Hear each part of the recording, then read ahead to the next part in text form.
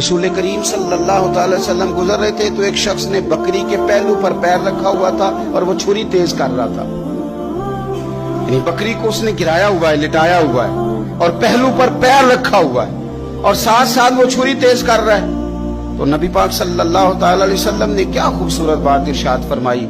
हुजूर अलैहिस्सलाम फरमाने लगे, तुम इसे दो मौतें देना चाहते हो, दोहरी तकलीफ में गोया तुम मुब्तला करना चाहते हो, इसके सामने ही तुम छुरियां तेज कर रहे।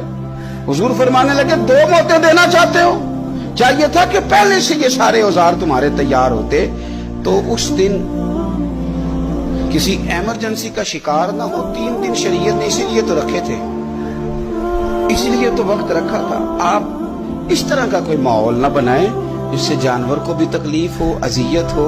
मैंने कहा कि मेरे करीम फरमाते हैं, रब ने हर चीज पर एहसान करना फर्ज किया। अच्छे तरीके से ज़िबा करें, छुरी को तेज करें।